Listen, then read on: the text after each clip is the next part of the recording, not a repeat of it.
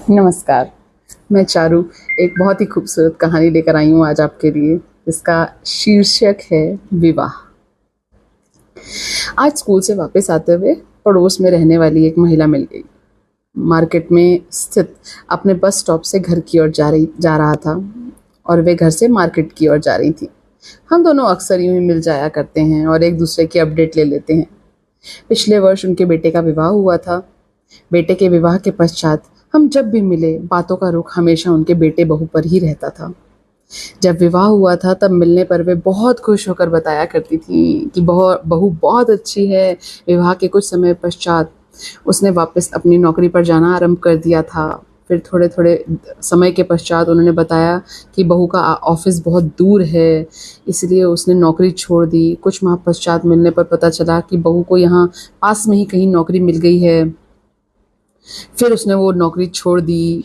पास में, बहुत ज़्यादा पास में थी और बहुत परेशानी हो रही थी। ऑफिस में सब कुछ बैलेंस नहीं हो पा रहा था, इसलिए उसने अब दिल्ली में कहीं नौकरी ढूंढना शुरू कर दिया था।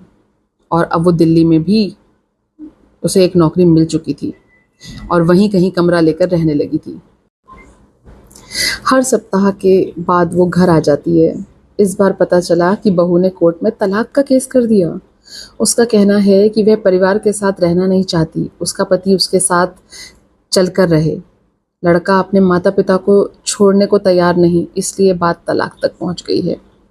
इस बार की हमारी मुलाकात थोड़ी लंबी रही क्योंकि वे उदास थीं और बहू बेटे के विषय में काफ़ी कुछ बताना चाहती थी। उन्होंने बताया कि उनके बेटे की लव मैरिज थी। लड़की कईयों बार उनके घर आया करती थी। वह परिवार को अच्छे से जानती थी।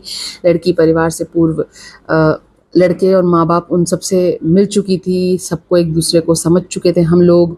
उन्होंने एक दिन बेटे से कहा भी था, बेटा इस लड़की में कोई कमी नहीं, परंतु ये हमारे परिवार में नहीं निभा पाएगी, इसलिए तुम ये विवाह मत करो।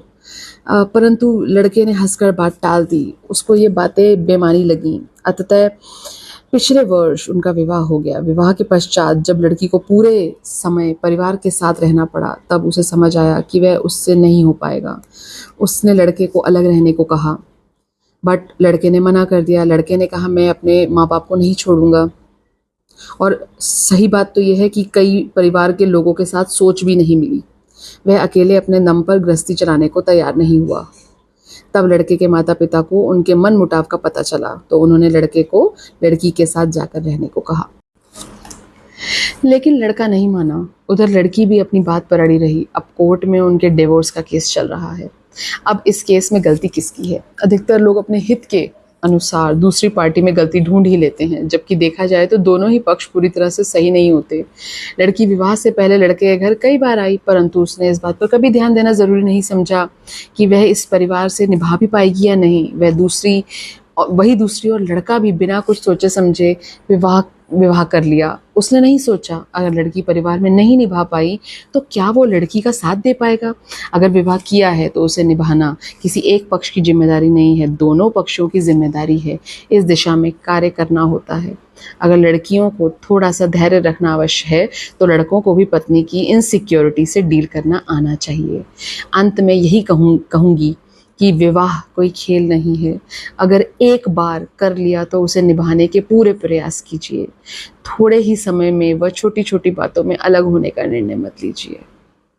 अगर आपको मेरी ये कहानी अच्छी लगी हो तो मेरी इस स्टोरी को सुने, लाइक करें, सब्सक्राइब करें, शेयर करें और कमेंट करके ज़रूर बताएं ये स्टोरी आपको कैसी लगी। नमस्कार। ऐसी स्टोरीज़ मैं फ्यूचर में लाती रहूँगी।